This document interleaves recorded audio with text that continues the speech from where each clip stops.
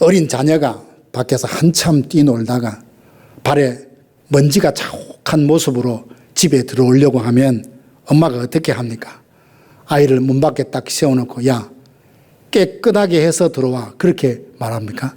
아니죠. 손을 잡고 직접 욕실로 데려 들어가서 그 더러운 발을 엄마가 깨끗이 씻어줍니다.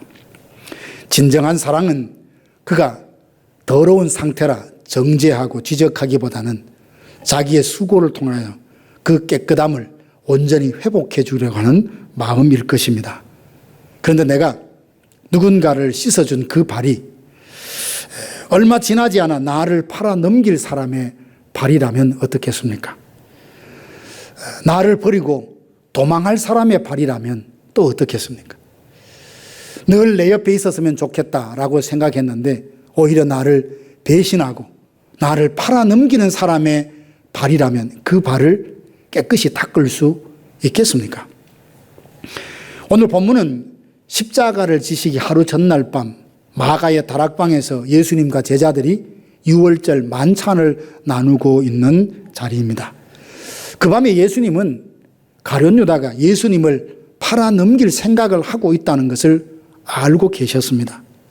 그리고 베드로도 예수님을 부인할 것이라는 것도 알고 계셨습니다.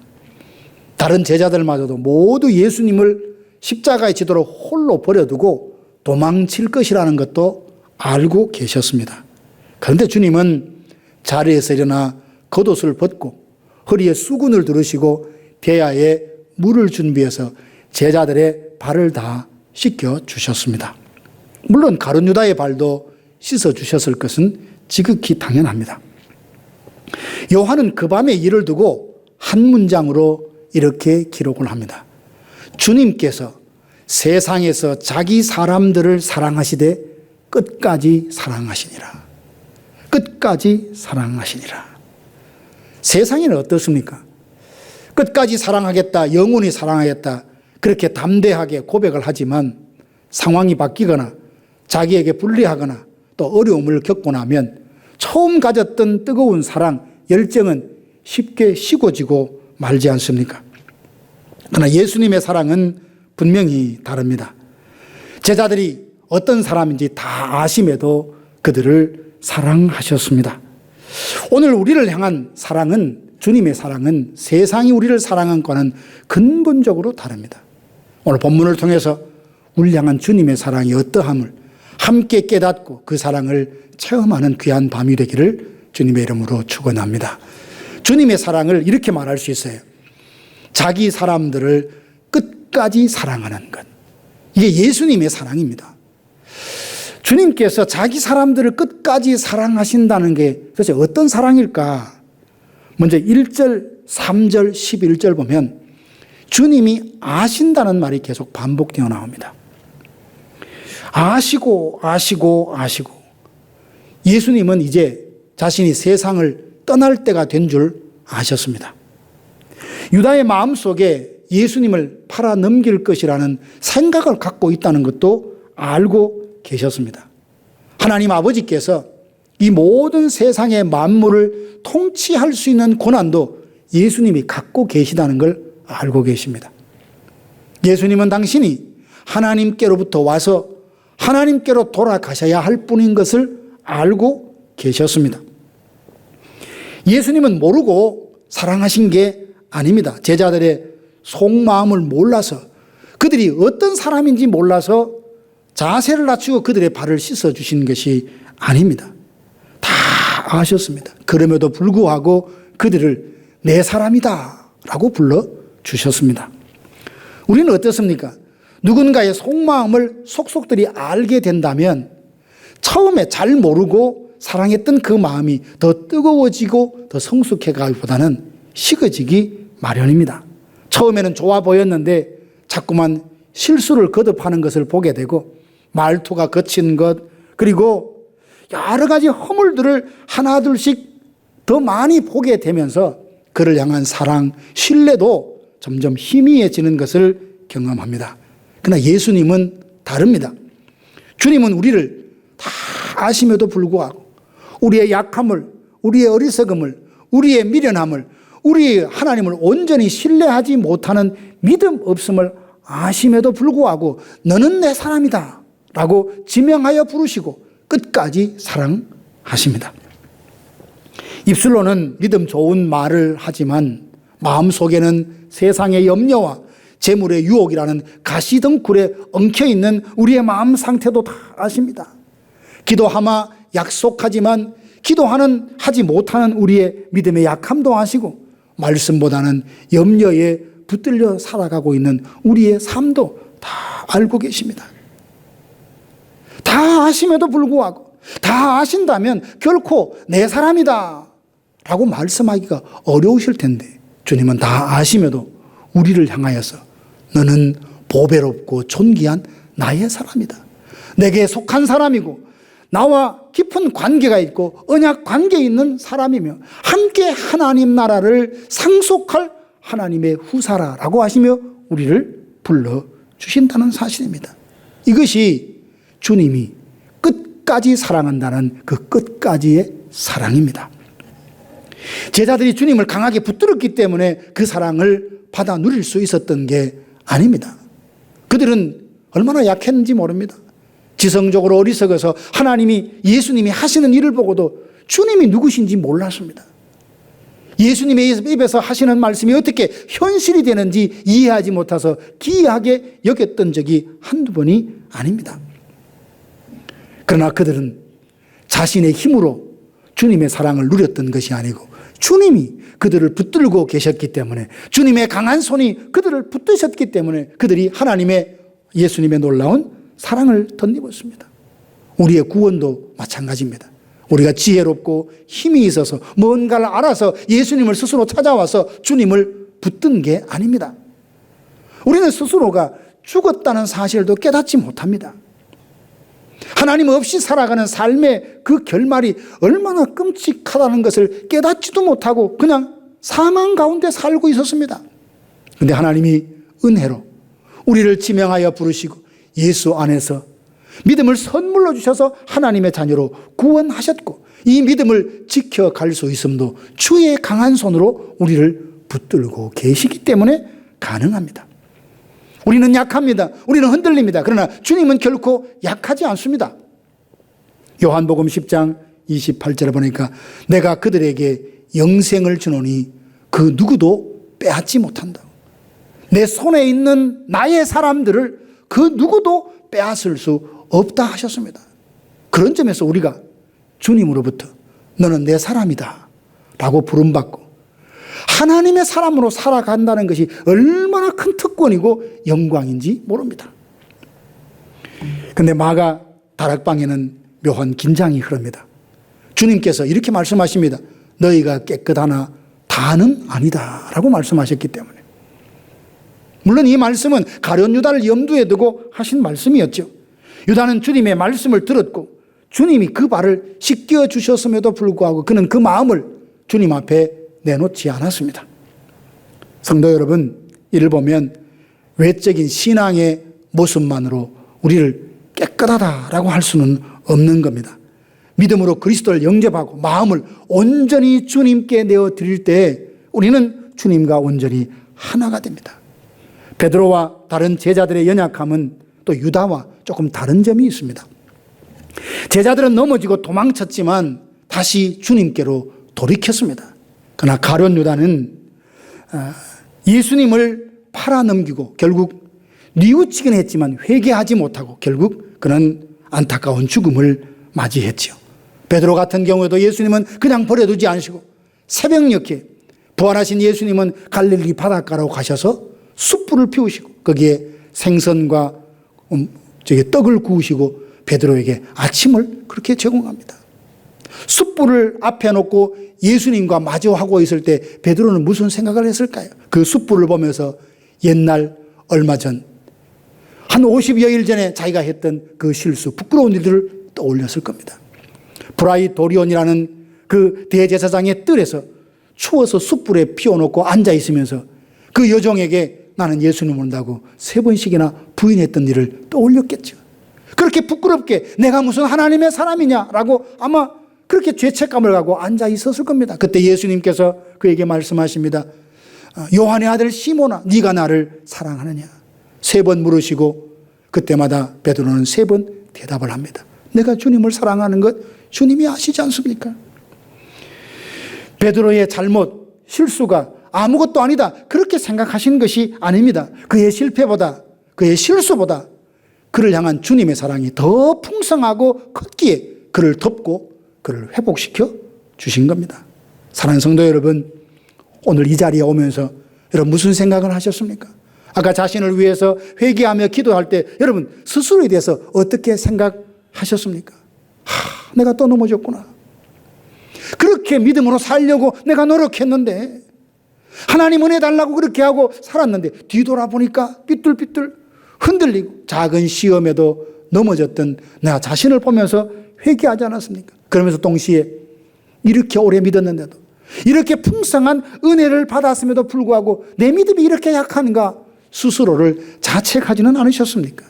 주님은 여러분이 우리가 어떤 사람인지 다 아십니다. 어떻게 살아왔는지 아시고, 오늘 어떻게 살았는지 아시고, 내일 어떻게 살아갈지 다 아십니다. 우리의 약함, 우리의 방황, 우리의 의심, 우리의 많은 연약함을 아심에도 불구하고 주님은 한결같이 끝까지 사랑하시는데, 너는 내 사람이다, 너는 내 사람이다, 너는 내 친구다 라고 말씀하시며 우리를 지명하여 부르신 그 소명을 한 번도 거두시거나 포기하지 않으십니다. 이것이 우리를 향한 주님의 사랑입니다. 하나님의 사랑은 내가 없다 하면 없어지고 내가 있다 하면 있는 것이 아닙니다. 내 감정과 상황과 상관없이 오늘 이 말씀에 근거하면 주님은 끝까지 우리를 사랑하셔서 우리를 너는 내 사람이다 말씀해 주시고, 그렇게 하나님의 사람으로 살아갈 수 있도록 은혜를 베푸신다는 사실, 이 사랑을 날마다 우리가 깨달을 뿐만 아니라 누리고 살아가는 저와 여러분들 되기를 주님의 이름으로 축원합니다. 예수님이 끝까지 사랑한다는 것은 또 어떤 사랑이냐? 가장 높은 곳에서 가장 낮은 자리로 내려오셔서 우리의 발을 닦아주시는 사랑입니다. 본문 3절은 발을 씻기시는 분이 누구신가를 먼저 소개합니다. 아버지께서 모든 것을 예수님에게 다 맡기셨다는 사실, 주님은 하나님께로부터 오신 분이고 하나님께로 돌아가실 분이라는 겁니다. 예수님은 자기의 신분을 몰라서 자기를 낮추시고 제자들의 발을 씻기신 게 아닙니다.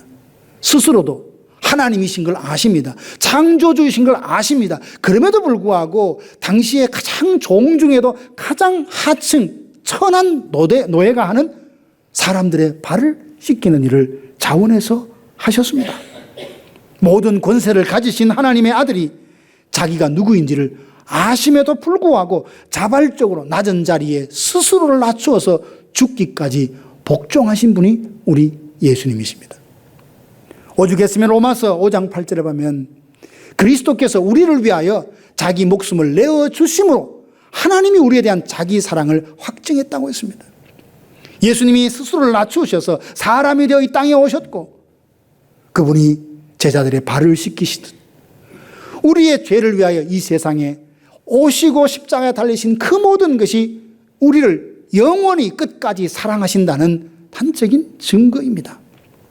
4절에 보니까 겉옷을 벗고 라고 했는데, 이 말은 요한복음 10장에서 나는 양을 위하여 목숨을 버린다는 말과 같은 말이에요. 옷을 벗고 제자들의 발을 씻긴다는 것은 달리 말하면 자기 목숨을 십자가에 버림으로 죄 가운데 있는 사람들의 그 죄를 깨끗이 씻으신다는 것을 그대로 말해주고 있습니다. 재미있는 것은 예수님이 베드로 앞에 가서 그의 발을 씻기려고 하자 베드로가 뭐라 합니까? 예수님, 어찌하여 내 발을 씻기려 합니까? 결코 내 발을 씻길 수 없습니다 라고 말합니다. 이 말을 금방 들어보면 굉장히 겸손한 고백 같지만 사실은 베드로는 자기 방식대로 주님을 섬기려고 하는 그 속마음을 갖고 있었던 겁니다. 그때 주님의 대답이 그를 멈춰 세우죠. 내가 너를 씻겨주지 않으면 너와 나는 아무런 상관이 없다고. 이 상관이란 말은 분깃이다, 몫이다. 그런 뜻이거든요. 내가 너를 씻기지 않으면 너는 나와 상관이 없다라는 말은 뭐냐면 너는 나와의 연합에서 내가 누릴 영광을 함께 나눌 몫이 없다는 말입니다. 너는 나와 아무런 상관이 없는 사람이 된다는 말입니다. 어쩌면 우리도 베드로와 같을 때가 있습니다. 주님을 위하여 일하는 것을 즐거워하고 좋아하면서 주님께 내 죄를 사함받고 씻김받는 것은 부끄러워하고 어색해할 수 있습니다. 봉사하고 헌신한 일을 하면서도 자기의 깊은 죄를 하나님 앞에 가장 토설이라고 하죠. 마음에 있는 걸 다 쏟아놓고 나는 이런 죄인입니다.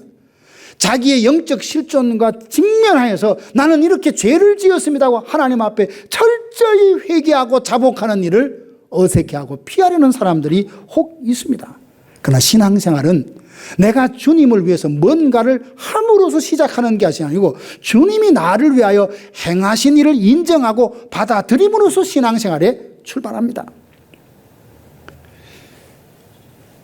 은혜를 받지 않고는 믿음으로 살아갈 수가 없고 씻김을 받지 않고는 다른 사람의 발을 씻길 수 없습니다. 우리 죄는 우리 스스로 씻을 수 없어요. 아무리 후회하고 한다고 한들 죄가 저절로 깨끗해지는 것은 아닙니다. 선행을 쌓는다고 과거의 죄가 없어지는 것도 아닙니다. 오직 예수님께서 십자가에서 흘리신 그 피로 말미암아 우리의 모든 죄가 깨끗하게 씻김을 받을 수 있습니다. 여기서 재미있는 장면이 또 하나 있습니다. 놀란 베드로가 이제 이번에는 이렇게 말합니다. 아이고 주여, 내 발뿐만 아니라 손과 발 온 몸도 다 씻어주십시오. 그래서 주님께서 말씀하시죠. 이미 목욕한 자는 발밖에 씻을 필요가 없느니라 온몸이 깨끗하다 10절에 말씀합니다. 이 말씀에 보면 복음에는 두 가지 은혜가 있습니다. 먼저 온몸을 씻는 은혜입니다. 이것은 예수 그리스도를 믿음으로써 나의 온 모든 죄가 깨끗이 씻은 받고 완전한 죄사함을 받고 의롭다함을 받는 것을 말합니다. 여기 비해서 발 씻는다는 것은 이미 하나님의 자녀가 된 사람이라도 그 영혼 속에 죄가 오염되고 부패하여 있어서 죄에 쉽게 넘어지고 유혹에 약합니다. 그러다 보니 가다가 자꾸만 세상의 길을 걸어가며 그러다 묻은 죄의 먼지를 날마다 깨끗하게 씻어내야 합니다. 그래서 발을 씻는다라고 말씀하셨어요. 그리스도께서 십자가를 통해서 구원하신 구원은 완전한 구원입니다. 그러나 구원받은 사람이라 할지라도 이 세상에 살면서 발에 먼지가 묻을 수 있고 그 먼지는 또 날마다 해결하고 청산되어야 합니다. 그러므로 복음 안에는 확신이 있고 그리고 회개가 함께 있습니다. 회개만 강조한다면 정죄와 두려움에 눌려 살게 될 것입니다. 그리고 확신만 있다면 오히려 은혜를 방종으로 바꾸게 되고 하나님의 사랑과 은혜를 하찮은 걸로 그렇게 여기게 될 것입니다. 지난 한 주간 마음에 품었던 혹시 미움이 있거나 그리고 염려 때문에 하나님을 신뢰하지 못했던 순간들이 혹 있었습니까? 가까운 사람에게 편하다고 만만하다고 말을 함부로 던져서 그 마음에 실족하게 하는 일들은 없었습니까? 은밀히 마음속에 품었던 교만함은 없었습니까? 주님은 이런 더러운 발을 보시고 물러서지 않으십니다. 더럽다고 멀리 하시는 것이 아니라 오히려 대야를 두고 우리 가까이 오셔서 우리를 깨끗하게 씻어주기를 원하십니다. 우리 대신 죽으시고 우리를 씻기시고 다시 하나님 앞에 설 수 있게 하시는 이 사랑을 오늘 우리가 누리고 있다는 사실에 감사할 수 있기 원합니다. 마지막으로 주님은 제자들을 다 씻기시고 이제 제자들의 손에 수건을 들려주십니다. 내가 너희에게 행한 것을 너희가 아느냐 12절에 말씀하시는데 이건 눈으로 일어난 일을 제대로 잘 봤냐 이런 의미를 넘어섭니다. 내가 이렇게 행동하는 뜻이 무엇인지 너희가 깨달았느냐라는 질문입니다. 그리고 말씀하시죠. 내가 주와 선생이 되어서 너희의 발을 씻었으니 너희도 이제 서로 발을 씻는 것이 옳다라고 말씀하시죠. 내가 너희에게 행한 것 같이 너희도 행하게 하려고 내가 너희에게 본을 보였다라고 말씀하십니다. 그 밤 주님은 손에 들려있던 대야와 수건을 이제 제자들과 우리들에게 건네주시는 겁니다. 여기서 순서를 잘 봐야 합니다. 서로의 발을 잘 씻어주면 내가 너희를 사랑하겠다, 이렇게 말씀하신 게 아니에요. 예수님이 먼저 끝까지 우리를 사랑하심으로 우리의 약함을 아심에도 불구하고 끝까지 사랑하셔서 너는 내 사람이라 불러주실 뿐만 아니라 우리를 먼저 씻어주셨고 그 다음에 너희도 행하라 라고 말씀을 하시는 겁니다. 복음대로 사는 것은 사랑받기 위한 조건이 아닙니다. 이미 사랑받고 사랑받았다는 체험이 있는 사람이 감사함으로 나를 사랑하신 주님을 위해서 마땅히 보여야 될 반응이 복음대로 살아가는 삶인 겁니다. 우리는 사랑받으려고 낮아져야 되는 것이 아니라 이미 사랑받았기 때문에 낮아지고, 용서받으려고 용서하는 것이 아니라 이미 용서받았기 때문에 용서하면서 살아가야 될 사람입니다. 그리고 내가 너희를 사랑한 것처럼 너희가 서로 사랑해라. 그러면 세상이 너희를 내 제자인 줄 알리라 라고 13장 말씀하셨죠.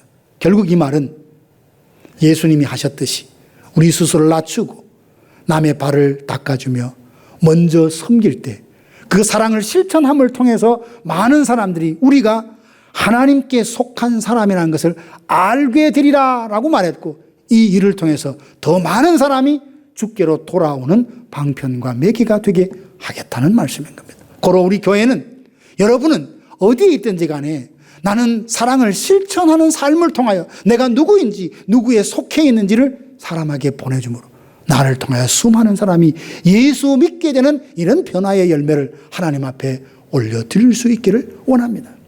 이 기대가 사실 우리를 향한 예수님의 사랑입니다. 하나님이 우리에게 기대하시는 것은 다른 것이 아닙니다. 우리가 하나님을 경외하고 이웃을 사랑하며 살아가는 삶입니다. 하나님은 아십니다. 우리의 힘과 지혜로는 그런 삶이 불가능하다는 걸 아십니다. 그래서 우리가 그 소원을 가지고 하나님, 나는 힘이 없지만 그렇게 살기 원합니다. 성령님 도와주세요라고 손을 내밀면 전능하신 하나님께서 우리 손을 잡고 그 일이 가능하게 하십니다. 우리가 또한 사랑을 받고 누릴 뿐만 아니라 우리가 누군가를 사랑하는 삶이 가능하게 되어집니다. 그래서 많은 사람들이 우리가 그리스도의 이름으로 사랑을 베풀 때 그들은 우리의 행동과 삶을 통하여 예수님이 누군지, 하나님이 누군지 새롭게 알아가게 해주십니다. 이것이 우리를 향한 세 번째의 사랑입니다. 사랑하는 성도 여러분, 예수님은 우리를 끝까지 사랑하십니다. 이 끝까지라는 말은 시간적으로 마지막 끝까지, 시간 끝까지, 마지막 순간까지 사랑하겠다는 말임과 동시에 끝까지 사랑한다는 것은 목숨까지 다 내어줄 만큼 사랑한다는 말이요, 그 깊이와 강도에 의해서 한량 없이, 다함이 없이 사랑한다는 말씀입니다. 누구를 향해서? 저와 여러분을 향해서. 누가? 만군의 창조주신 예수님께서 저와 여러분을 끝까지 사랑하신답니다. 이 말은 그냥 하는 말이 아니라 예수님이 삶을 통하여 보여주셨고 기록된 말씀을 통해서 우리에게 약속해주고 계십니다. 사랑하는 성도 여러분, 우리는 주님의 사람입니다. 주님은 여러분을 끝까지 사랑하십니다. 넘어지면 일으켜 세워주시고 더러워지면 씻어주시고 마침내 주님의 모습을 닮게 하실 때까지 여러분을 떠나지 않으십니다. 이 변함없는 사랑 안에서 위로받고 그 사랑을 힘입어서 모든 상황을 넉넉히 이기는 저와 여러분들 되기를 주님의 이름으로 축복합니다.